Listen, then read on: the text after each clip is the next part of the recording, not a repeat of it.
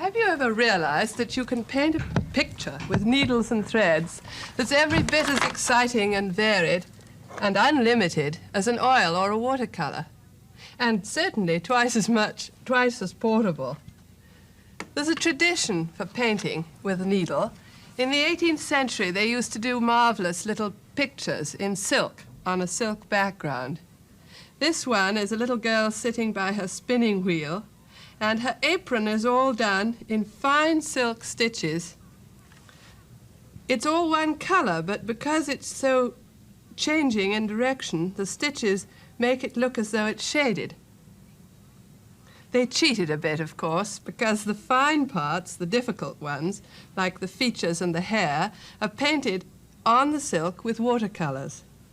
But the bushes behind her are all in the tiniest of French knots, and the little house that she's sitting in front of is in shades of brown and black silk, which is really very effective. Well, here's another little picture that I've had for quite a while. It's the portrait of a United States ship, Sherman.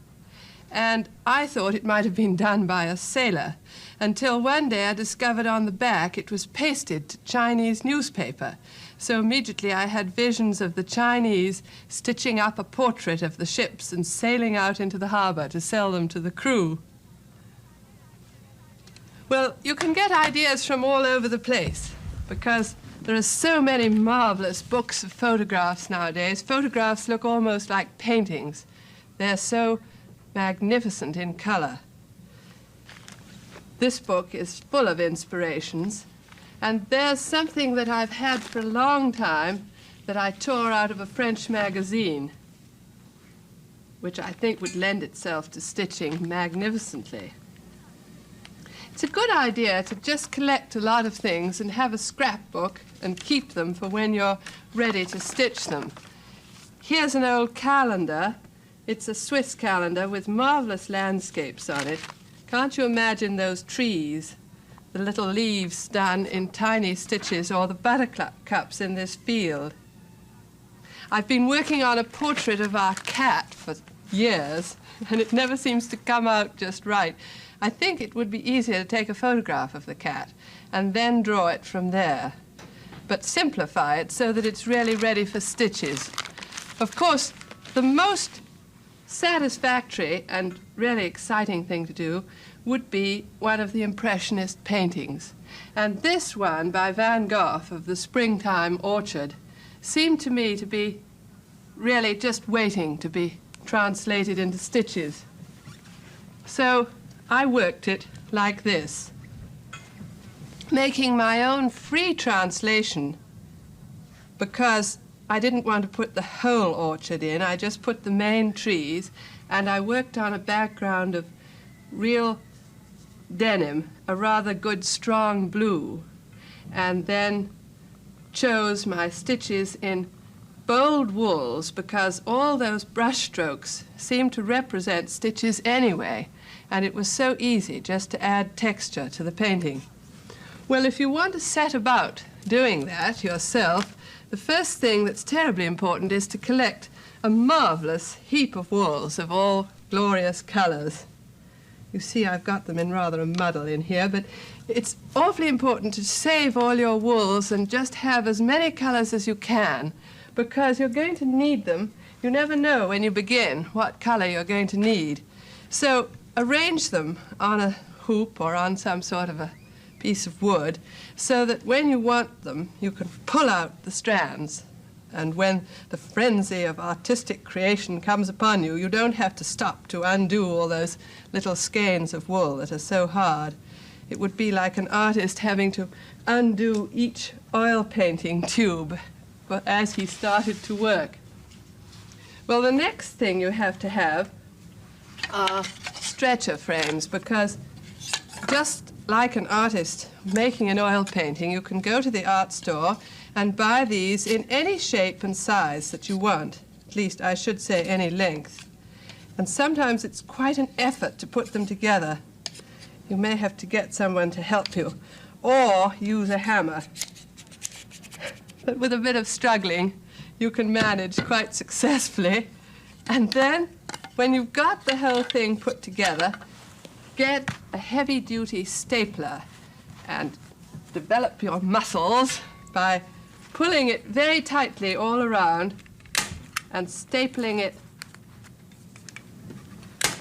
to the stretcher frame. Watch the threads of your material so that you don't pull them too crooked. I started in the middle here, and then I went to the middle there, and all round like that, gradually putting them in quite far apart at first, and then finally close together.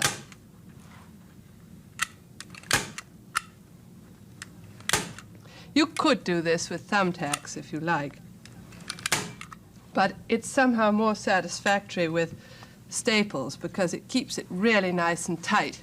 You see, I chose a stretcher frame that was bigger than my whole picture was going to be so that I could work within the wood and that would not interfere with my stitches.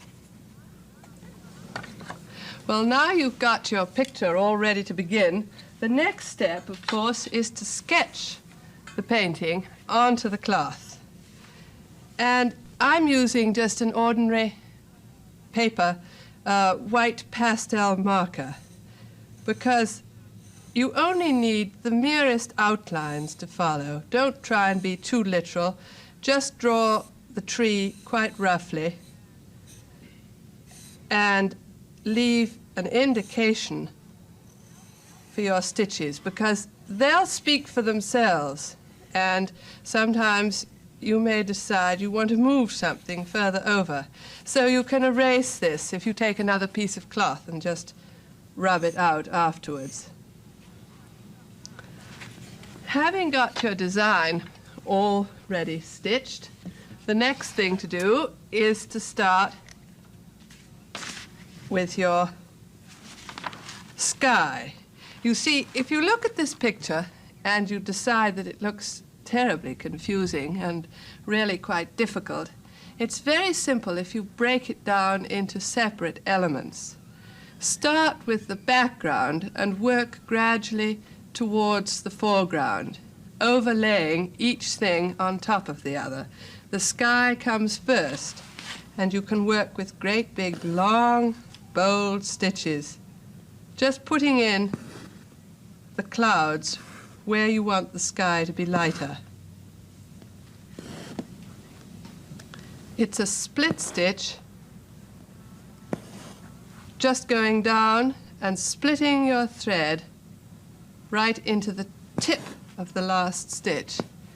You'll find that working on the stretcher frame, you can rest it against a chair or a table and still use both hands, one above and one below, because that's the quickest and easiest way to sew. Don't worry that these stitches look awfully long, because it's going to be a picture, not a cushion, and it won't get caught while your work is being used. If it was to be something that was to be sat on, of course you couldn't have such long stitches because they might catch.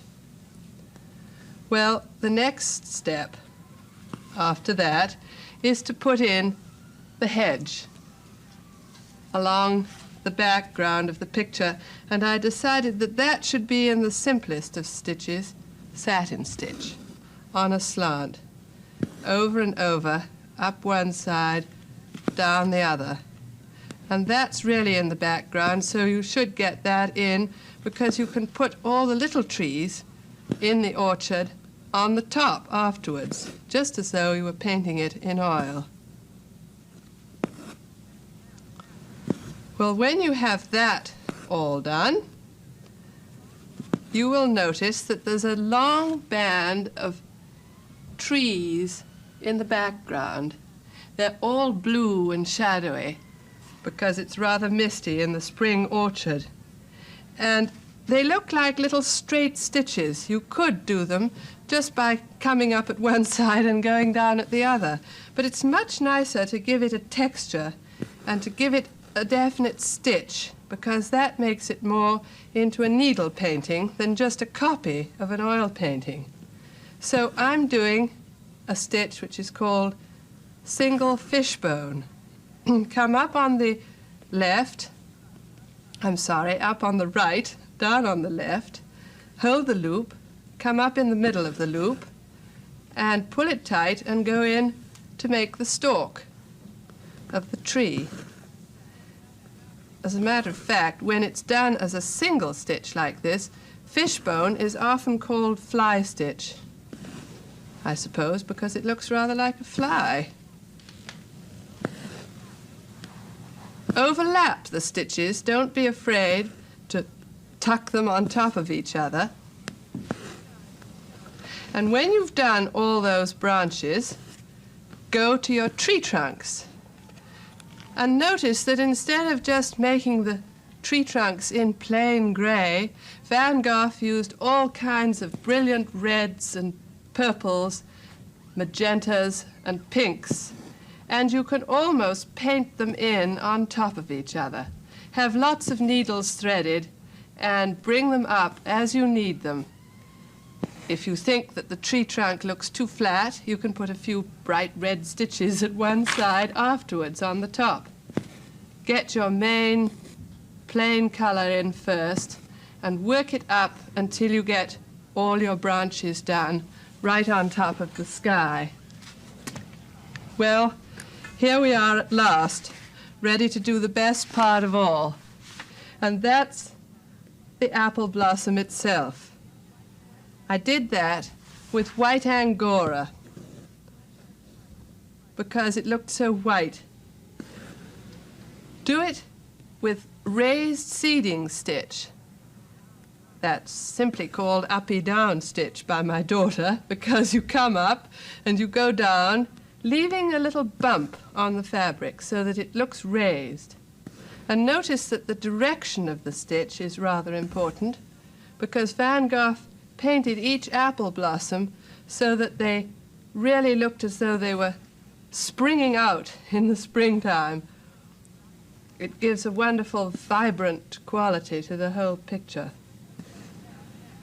So when you've done that, you can then come to the ground and put in the main part of the flowers on the orchard floor with a stitch which is called plait stitch. You come up at one side, you go down to overlap in the middle, and you come up at the other end and overlap it again. In other words, just make straight stitches but overlap them and work two at a time along a band, because that makes a good basic groundwork, leaving each stitch about a needle's width apart. Then you can paint over the top of that with all your other colors with perfectly straight up and down stitches. Be bold.